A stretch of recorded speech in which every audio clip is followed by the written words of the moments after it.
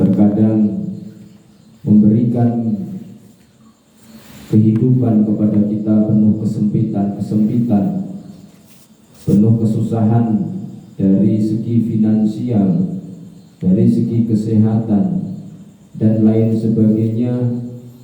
Tampaknya dari kacamata syahwat dan nafsu kita ini hal yang sangat memberatkan, tapi hakikatnya inilah yang terbaik untuk kita.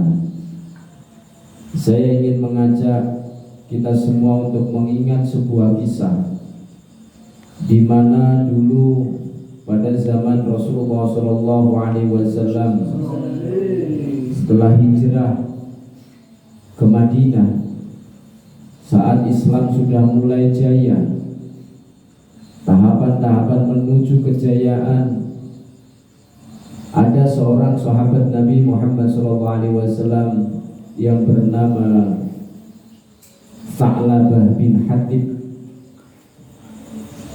Sa'labah ini seorang sahabat yang sangat sholih luar biasa.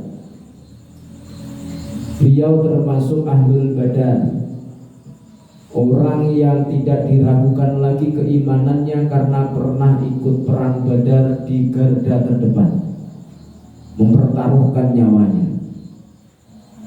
Beliau itu adalah salah satu sahabat yang dimana majelis Rasulullah SAW digelar ketika Rasulullah membuka halaqah, di situ pasti ada sahabat Sa'labah.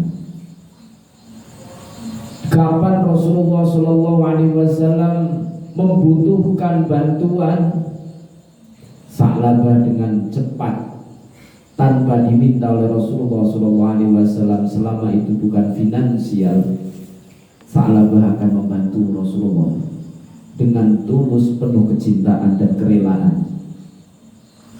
Sa'labah itu orang yang ahli duduk di majelis taklimnya Rasulullah. Sa'labah itu orang yang ahli duduk di majelis zikirnya Rasulullah. Sa'labah itu orang yang ahlul badar, dan bahkan di riwayat lain dikatakan beliau itu pejuang Uhud, bukan sahabat yang kaleng-kaleng. Saking dahsyatnya ahlul badar sampai ada solawat Badar bertawasul dengan para ahli Badar. Salatullah salamullah ala Taha Rasulillah, salatullah salamullah ala Yasin Habibillah. Tawassalna bi bismillah wa bil hadi Rasulillah wa kulli mujahidin lillah, dan setiap para mujahid karena jalannya Allah, bi ahlil badri ya Allah, dengan mereka para ahli Badar. Ini ada tawasulan di sholawat Badar, menunjukkan betapa agungnya ahli Badar. Sa'labah itu kalau mendengar azan sebelum berkumandang di Masjid Nabawi, Sa'labah itu orang yang pertama kali datang ke Masjid Nabawi. Tapi ada satu kejanggalan yang dilakukan Sa'labah yang menimbulkan tanda tanya besar dari Rasulullah SAW.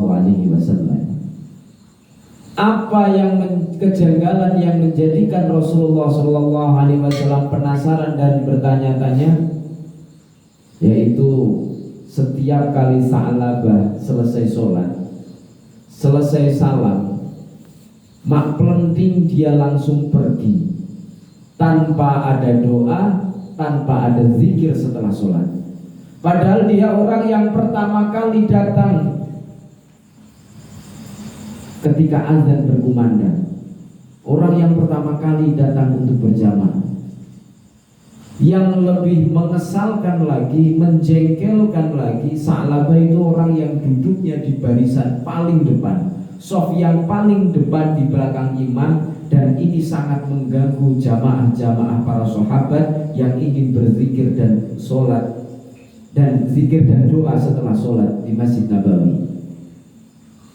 Akhirnya Rasulullah SAW penasaran, ingin menegur Sa'labah dan ingin bertanya, wahai Sa'labah, engkau itu kalau jamaah datangnya paling awal, tapi kalau setelah sholat, setelah salam, kenapa engkau kemudian ketika para sahabat berdoa anta salam wa minka salam, engkau malah langsung lantas jalan? Ada apa yang kamu lakukan ini Sa'labah? Perilakumu itu seperti orang munafik Sa'labah. Kemudian Sa'labah menjawab pertanyaan Rasulullah SAW. Ya Rasulullah, perlu engkau ketahui bahwasannya aku dan istriku itu hanya memiliki satu kain, yang mana kain ini aku pakai untuk sholat. Kalau kain ini aku pakai sholat, istriku tidak memakai kain di rumah, berarti membuka aurat, tidak bisa sholat. Maka aku setelah salam harus segera berlari menuju rumah agar aku bisa bergantian kain dengan istriku, agar istriku bisa segera sholat. Masya Allah. Ada orang miskin, semiskin-miskinnya warga Bantarwaru, baju tidak cuma satu. Sa'labah saking miskinnya kain cuma satu. Tentu mentalnya bukan pengemis. Kalau pengemis ya sudah banyak bajunya. Nggak bingung, orang-orang baik-baik semua sahabat Nabi. Kemudian Sa'labah berkata, wahai Rasulullah, andaikan engkau itu mau mendoakanku menjadi orang kaya, niscaya akan jamaah tepat waktu, dan aku akan pulang untuk berzikir terlebih dahulu. Bahkan aku bisa mengajak istriku berjamaah di Masjid Nabawi. Bukankah engkau seorang nabi dan rasul yang doanya itu tidak mungkin ditolak oleh Allah Subhanahu wa ta'ala?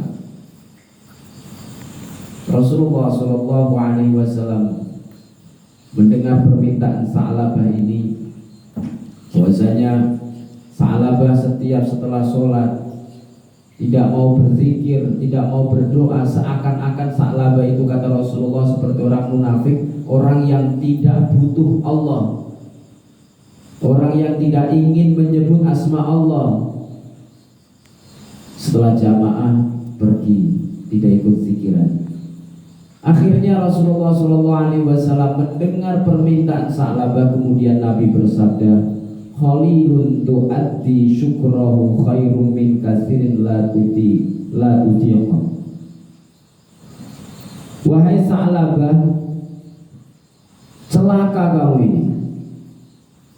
Sa'labah, perlu kamu ketahui bahwa hartamu yang sedikit yang kamu syukuri itu jauh lebih baik dibandingkan harta yang kamu tidak mampu mensyukurinya. Ini berbahaya Sa'labah. Belajar